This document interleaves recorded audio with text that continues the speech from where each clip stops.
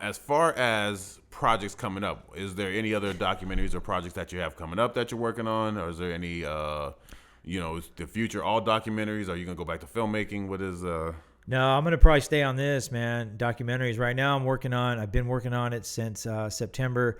It should be done February, March. Is Sugarmint Gallery. Okay.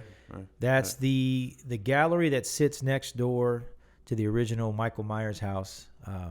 Shout out Halloween. Nice. In South Pasadena. It's a gallery that's devoted to the Halloween franchise, specifically the first two, because that's where they filmed a lot of it in that neighborhood.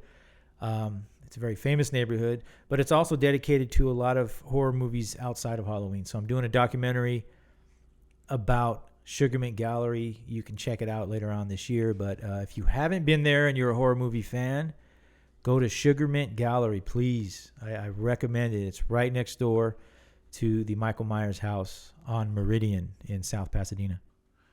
Can you discuss like any, feelings or anything that you had after watching anybody's episode? Was there anything like that you watched somebody that maybe changed your opinion of them, or maybe give you a certain feeling while you're filming it, or change mindset or at all? No, because when I'm editing it, get so familiar with it. Yeah. Especially like you're watching it over and over again, it kind of gets. Plus, I shot it, and plus I know what half of you guys. So right, that's true. Right.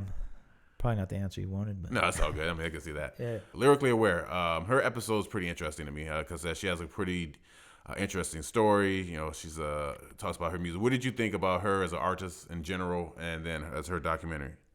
Yeah, I thought it was interesting to hear her story. I was able to look her stuff up after the fact as I was editing. Okay. Some of the stuff she's done in Riverside. Right. She's made some rounds out there. She sent me some of her work as far as music videos and performances. So it was interesting to find that out after the fact and see what else she's been working on. So yeah, that was fine.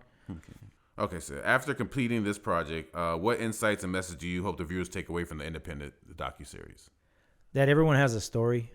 I mean, even if there's artists that I don't like, I should say, well, maybe I should see their story. Right. Maybe that'll change some things, But everyone has a story. Everyone's battling their own demons, battling their own life struggles. So I think, these artists, especially the artists who are independent that you don't really hear about, they deserve to be at least looked at, and listened to their story, if anything, So that's my takeaway from that. I think as an independent artist, I think that was probably one of my better things, like just to tell the story in general. I think my episode was probably one of the longer ones, whatever. But I was actually just going through all the questions I asked for everybody since it was like, all right, whatever. But I thought it was interesting listening back because I don't know what I was saying at the time.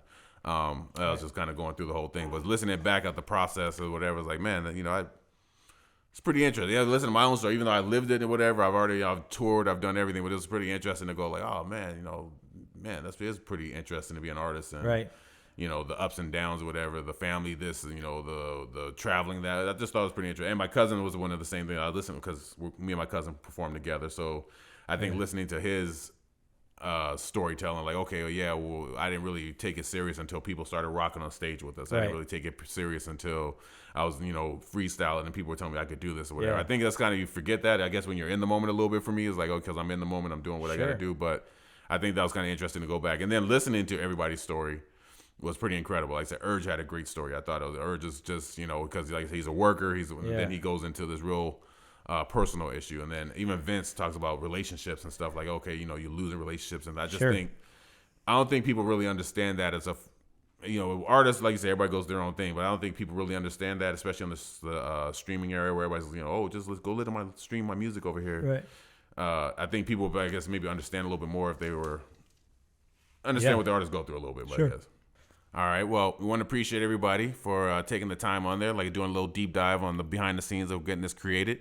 If you want to check out the Independent, we'll go ahead and put a link in the description below, so you can go ahead and link that in and check it out. I want to thank Michael R. Santana for coming out and definitely for shooting it and making it looking super dramatic and just nice and pretty and pristine and everything. So appreciate that. All right. And we're gonna sign off here, man. All right, appreciate it. Thanks for having me.